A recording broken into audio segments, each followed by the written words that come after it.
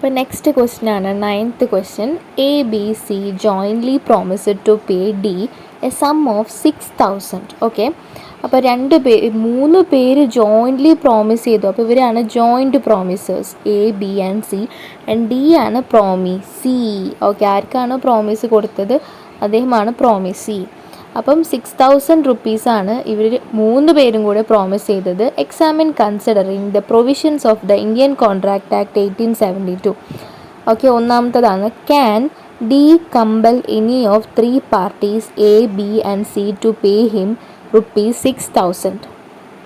ഇപ്പോൾ കണ്ടോ, ഇതേ ക്വസ്റ്റ്യൻ തന്നെയാണ് കഴിഞ്ഞ മെയ് എക്സാമിൽ ചോദിച്ചത്.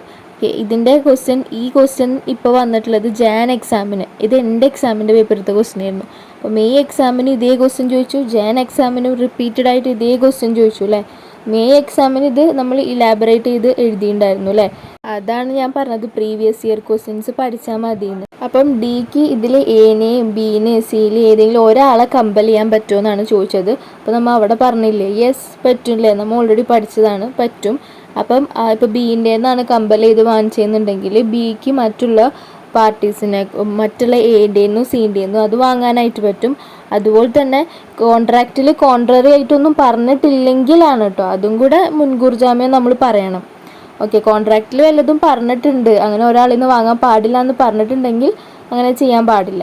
പിന്നെ സെക്കൻഡാമത്തെയാണ് C is compelled to pay the whole of the amount to D. അപ്പം സി തന്നെ ഹോൾ എമൗണ്ട് കൊടുക്കേണ്ടി വന്നു. അങ്ങനെയാണെങ്കിൽ can he recover anything from A and B എന്നാണ് ചോദിച്ചത്. യെസ്, ഇങ്ങനെയാണ് when both A and B were solvents. 2 പേര് solvent ആയി. അപ്പോൾ എന്ത് ചെയ്യും? ഇവിടെ ഒരാൾ സോൾവെൻ്റ് ആയി കഴിഞ്ഞാൽ ആ ആളുടെ ആ ഒരു കോമ്പൻസേഷൻ ബിയും എയും തുല്യമായിട്ട് ഈക്വലി എടുക്കണം. ആ ഒരു ലോസ്, അതായത് default in contribution by A ആണെങ്കിൽ ബാക്കിയുള്ളവർ മീൻസ് ബിക്കും സിക്കും എന്ത് ചെയ്യാൻ പറ്റും? എയുടെ ആ ഒരു ഷെയർ ഈക്വലി 2 പേർക്കും അത് ഷെയർ ചെയ്തെടുക്കേണ്ടി വരും. പക്ഷെ ഇവിടെ എയും ബിയും സോൾവെൻ്റായി മാറി, അവരിൽ ഒരു പൈസ ഇല്ല, പാപ്പറായി മാറി. അപ്പോൾ എന്ത് ചെയ്യും? സി തന്നെ അത് ഫുള്ളായിട്ട് ബെയർ ചെയ്യേണ്ടി വരും അല്ലേ. പിന്നെ can he recover anything from A and B എന്നാണ് ചോദിക്കുന്നത്. When both A and B were insolvent ആയ എന്താ സംഭവിക്കുക? അവരുടെ അസറ്റുകളെല്ലാം വിറ്റിട്ട് ഈ ലയബിലിറ്റീസ് ഒക്കെ സെറ്റിൽ ചെയ്യില്ലേ. അപ്പോൾ ആ സമയത്ത് എന്തായാലും ഇവർ ജോയിൻറ്റ് പ്രോമിസേഴ്സ് ആയതുകൊണ്ട് തന്നെ സിക്ക് എന്തായാലും ഇവർ തിരിച്ചു കൊടുക്കണം ആ അസറ്റിൽ നിന്ന് കിട്ടുന്ന പ്രൊസീഡിങ്സ്. അപ്പം ബോത്ത് എ ആൻഡ് ബി എന്തായാലും തിരിച്ചു കൊടുക്കണം, സിക്ക് ആ പൈസ തിരിച്ചു കൊടുക്കണം. അപ്പം C is entitled to get the contribution. Sometimes നമുക്ക് കൺഫ്യൂഷൻ വരും, ഇൻസോൾവെൻ്റ് ആയിക്കഴിഞ്ഞാൽ പിന്നെ അവർക്ക് പൈസ കൊടുക്കാൻ പറ്റില്ലല്ലോ, അപ്പോൾ കിട്ടൂല സിക്ക് നാം വിചാരിക്കും. പക്ഷെ അങ്ങനെയല്ല, ഇമ്മീഡിയറ്റ്ലി അവരുടെ അസറ്റൊക്കെ വിറ്റിട്ട് ലയബിലിറ്റീസ് സെറ്റിൽ ചെയ്യാൻ തുടങ്ങും. അവർക്ക് ഫുൾ ലയബിലിറ്റി സെറ്റിൽ ചെയ്യാൻ പറ്റിയില്ലെങ്കിലും കുറച്ച് ലയബിലിറ്റീസ് അവർ സെറ്റിൽ ചെയ്യും. അപ്പോൾ അതുകൊണ്ട് അതേ സമയത്ത് തന്നെ സിക്ക് അത് കൊടുക്കണം, സിക്ക് അത് കിട്ടണം എന്നുള്ളത് because they are joint promises. ഇപ്പോൾ ഒരാൾ ഫുൾ എമൗണ്ട് കൊടുത്തു കഴിഞ്ഞാൽ, ഫുൾ എമൗണ്ട് ബിയർ ചെയ്ത് കഴിഞ്ഞാൽ മറ്റുള്ള ആൾക്കാരിൽ നിന്നും അയാൾക്ക് കമ്പൽ ചെയ്ത് അത് വാങ്ങാനായിട്ട് പറ്റും. പക്ഷേ പിന്നെ വേറെ can he recover anything from A and B when A is not in a position to pay anything. അപ്പോൾ അതാണ് ഞാൻ നേരത്തെ പറഞ്ഞത്, എക്ക് പറ്റില്ല കൊടുക്കാൻ. അപ്പോൾ അങ്ങനെയാണെങ്കിൽ എയുടെ ആ ഒരു എമൗണ്ട്, ഇപ്പോൾ എ 2,000 ആണ് ഇട്ടതെന്നുണ്ടെങ്കിൽ എയുടെ ആ ഒരു എമൗണ്ട് സിയും ബിയും ഈക്വലി എടുക്കേണ്ടി വരും. അപ്പോൾ ബി 1000 എടുക്കേണ്ടി വരും, സി 1000 ബെയർ ചെയ്യേണ്ടി വരും. അപ്പം ബി എത്ര രൂപ കൊടുക്കേണ്ടി വരും? 3000 രൂപ ബി സിക്ക് കൊടുക്കേണ്ടി വരും. പ്ലസ് ബീൻ്റെ പൈസ പ്ലസ് പിന്നെ എയുടെ പൈസയുടെ ആ ഒരു ഹാഫ് ഈക്വലി എടുത്തല്ലോ 2 പേരും ആ ഡിഫോൾട്ട് പേയ്മെൻറ്റ്. അപ്പം ഇവിടെ എന്തുകൊണ്ടാണ് ഞാൻ 3000 രൂപ ബി കൊടുക്കണമെന്ന് പറഞ്ഞത്? കാരണം C is compelled to pay the whole of the amount, like 6,000 full C തന്നെയാണ് കൊടുത്തത്. അപ്പോൾ ബി എന്തായാലും ആ ഒരു പൈസ കൊടുക്കണം, ഒപ്പം തന്നെ എയുടെ ആ ഒരു ഷെയറും കൊടുക്കണം.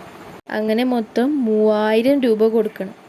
അപ്പോൾ ഇത് സെക്ഷൻ 42 ആയിരുന്നു അല്ലേ. അപ്പോൾ section 42 of the Indian contract ആയിട്ട്. അപ്പോൾ ആദ്യം പ്രൊവിഷൻ എന്ന് പറഞ്ഞിട്ട് എഴുതുക. അപ്പോൾ അതിൻ്റെ മേലെ തന്നെ ഇത് ഏത് ക്വസ്റ്റ്യനാണ്? 9th ക്വസ്റ്റ്യൻ അല്ലേ. അപ്പോൾ 9A എന്ന് പറഞ്ഞിട്ട് എഴുതുക. ശരിക്കും 9 ക്വസ്റ്റ്യൻസ് ഇല്ല, 6 വരെ ഉള്ള ക്വസ്റ്റ്യൻ. അപ്പോൾ ഞാനിവിടെ നമ്മൾ പറഞ്ഞ ക്വസ്റ്റ്യൻസ് 9ാമത്തെയാണ്, അതുകൊണ്ട് 9 എന്നിട്ട് ഇപ്പോൾ സബ് ക്വസ്റ്റ്യൻ എ ആണ്. അപ്പോൾ എ ആണെങ്കിൽ എ എന്ന് ബ്രാക്കറ്റിൽ ഇടുക. എന്നിട്ട് സെക്ഷൻ 42 എന്ന് പറഞ്ഞിട്ട് പ്രൊവിഷൻ എഴുതി തുടങ്ങുക. According to the Indian Contract Act 1872 under the section 42 requires that when two or more persons have made a joint promise, then unless a contrary intention appears from the contract, കണ്ടോ കോൺട്രാക്റ്റിൻ്റെ ഉള്ളിൽ നിന്നും വേറൊരു contrary intention പറഞ്ഞിട്ടില്ല എങ്കിൽ all such persons jointly must fulfill the promise. അപ്പോൾ എല്ലാ പേഴ്സൺസും jointly must fulfill the promise ആണ്. In the event of the death of any of them, his representative jointly with the survivors. In case of the death of all the promises, the representatives of all jointly must fulfill the promise.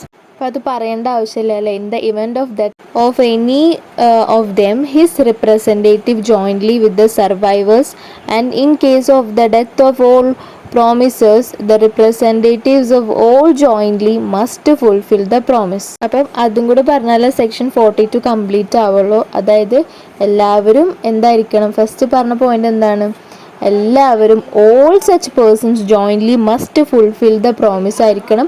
അതുപോലെ even the death സംഭവിച്ചു, എല്ലാവരും death ചെയ്താൽ പോലും ആ promise ആ ഒരു വാക്ക് പോണില്ല, ആ വാക്ക് മക്കളാൽ ആ വാക്ക് നിറവേറ്റണം എന്നുള്ളതാണ് സെക്ഷൻ 42 പറയുന്നത്. അപ്പോൾ അത് കംപ്ലീറ്റ് ചെയ്തിട്ട് പറയാം. Section 42 of the Indian contract act 1872 requires that when two or more persons have made a joint promise, then unless a contrary intention appears from the contract, all such persons jointly must fulfill the promise. All such persons jointly must fulfill the promise. All such persons jointly must fulfill the promise. In the event of the death of any of them, his representative jointly with the survivors. In case of death of all the promises, the representatives of all jointly, the representatives of all of them jointly must fulfill the promise. Okay, the representatives of all jointly must fulfill the promise. ഈ all എന്ന് പറഞ്ഞാൽ ആദ്യം survive ചെയ്തിരുന്ന ഈ promise കൊടുത്ത original പ്രോമിസേഴ്സിൻ്റെ റിപ്രസെൻറ്റേറ്റീവ്സ് എല്ലാവരും ഒന്നിച്ചിട്ടും ഈ promise fulfil ചെയ്യണം, മസ്റ്റാണത്. ഇതൊക്കെ പറയുന്നത് സെക്ഷൻ 42. അപ്പോൾ എപ്പോഴും ജോയിൻറ്റ് പ്രോമിസേഴ്സിനെ പറയുമ്പോൾ സെക്ഷൻ 42, പിന്നെ സെക്ഷൻ 43. അപ്പോൾ അത് പറയുന്നത് allows the promisee to seek performance from any of the joint promisors. Any one of the joint promisor, ഏതെങ്കിലും ഒരു ജോയിൻറ്റ് പ്രോമിസറുടെ കയ്യിൽ നിന്നും പ്രോമിസിക്ക് ഈ പെർഫോമൻസ് സീക്ക് ചെയ്യാനായിട്ട് സാധിക്കും. അത് പറയുന്നത് സെക്ഷൻ 43 ആണ്. Section 43 allows the promisee to seek performance from any of the joint promisors. The liability of the joint promisors എന്ന് പറഞ്ഞാൽ ബാധ്യത of the joint promisors has thus been made not only joint മാത്രമായിട്ടല്ല ഈ പ്രോമിസേഴ്സിൻ്റെ ബാധ്യത ഉള്ളത്, but joint and several ആണ്. Several എന്ന് ഉദ്ദേശിച്ചാൽ സെപ്പറേറ്റ് എന്നാണ് അർത്ഥം കേട്ടോ.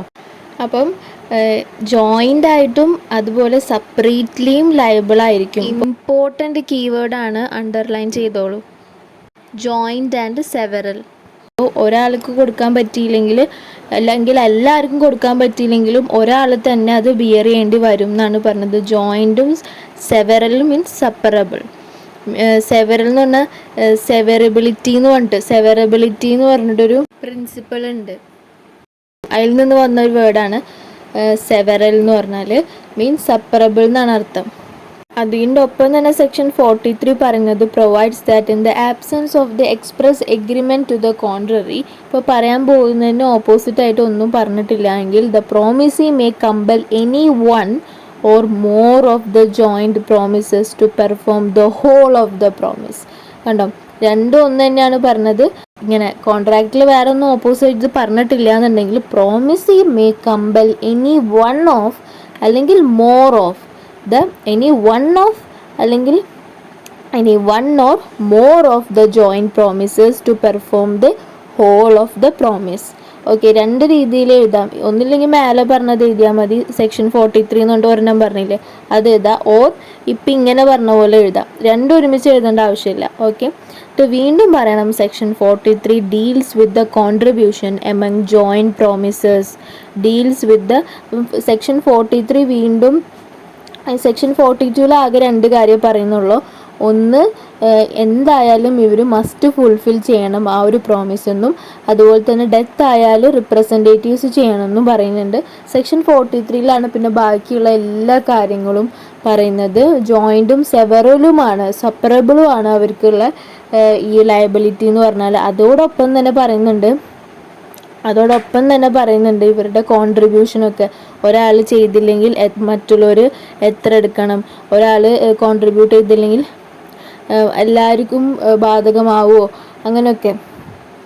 Section 43 deals with the contribution among joint promises. Also, the contribution among joint promises is also dealt under the section 43. The promisors may compel every joint promisor to contribute equally to the performance of the promise. The promisors, ബാക്കിയുള്ള പ്രോമിസേഴ്സിന്, promisee എന്നല്ല പറയുന്നത്, പ്രോമിസേഴ്സിന് may compel every joint promisor to contribute equally to the performance of the promise.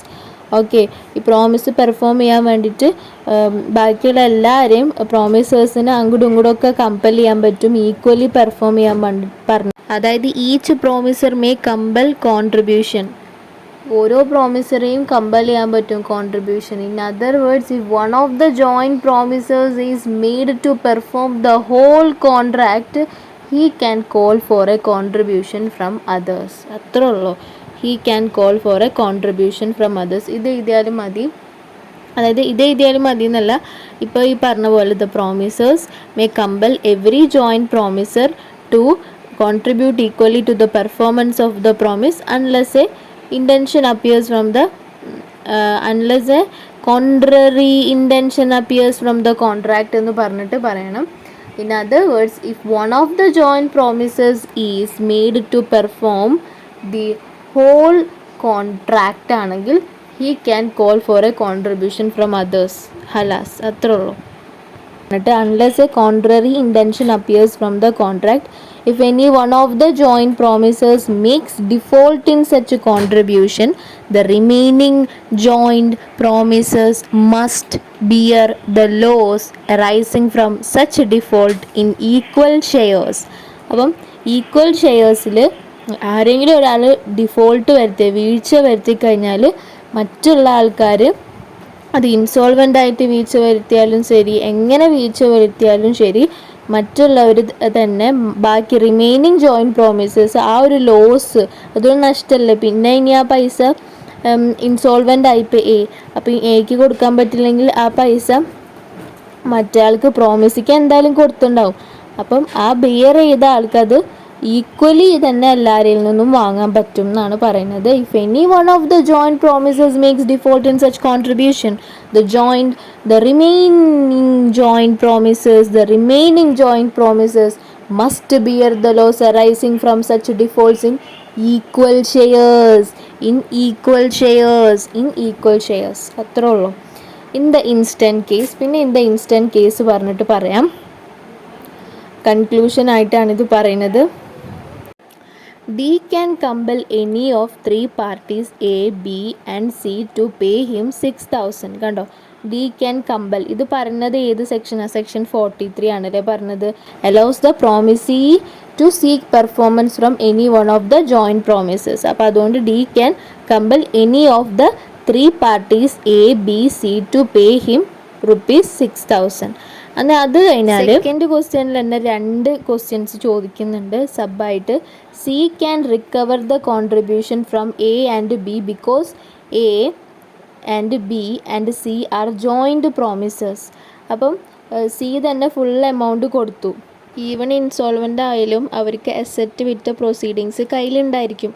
അപ്പോൾ അത് വെച്ചിട്ട് അവർ എന്തായാലും നമ്മുടെ സിക്ക് കോൺട്രിബ്യൂട്ട് ചെയ്തിരിക്കണം. Because the promisors may compel every joint promisor to contribute equally to the performance of the promise എന്നല്ലേ. അപ്പം നമ്മുടെ സി എങ്ങാനും കോൺട്രിബ്യൂട്ട് ചെയ്ത് കഴിഞ്ഞിട്ടുണ്ടെങ്കിൽ full amount C is compelled to pay the whole ആണെങ്കിൽ he can call for the contribution from others എന്നല്ലേ? He can call for the contribution from others എന്നല്ലേ? ഈ സെക്ഷൻ 43ൻ്റെ അതർ വേർഡ്സിൽ പറയുകയാണെങ്കിൽ if one of the joint promises is made to perform the whole of the contract ആണെങ്കിൽ he can call for a contribution from others. അപ്പം second ക്വസ്റ്റ്യന് A is unable to pay anything ആണെങ്കിൽ C is compelled to pay the ഹോളും ആണെങ്കിൽ C is compelled to pay the whole ആണെങ്കിൽ C is entitled to receive 3,000 from B. Okay, C is entitled to receive 3,000 from B because loss ആയിട്ടുള്ള 2,000 rupees of the A is beared equally by is shared that loss is shared equally by B and C. അപ്പോൾ അതുകൊണ്ട് ഒരു 1,000 രൂപ കൂട്ടിയിട്ട് 2,000 plus the 1,000 രൂപ കൂട്ടിയിട്ട് B എന്തായാലും കൊടുക്കണം. So C is entitled to receive ₹3,000 from B. Situation മനസ്സിലാക്കണം. C is compelled to pay the whole and A is unable to pay anything. Insolvent ആയിക്കഴിഞ്ഞാൽ after selling all the stressed assets they can repay it, right? They can pay the amount. പക്ഷേ A is unable to pay anything ആണെങ്കിൽ ആ loss മറ്റുള്ള joint promises equally എടുക്കണം. If you like my video, please give a like and subscribe and share with your friends. Thank you so much for listening.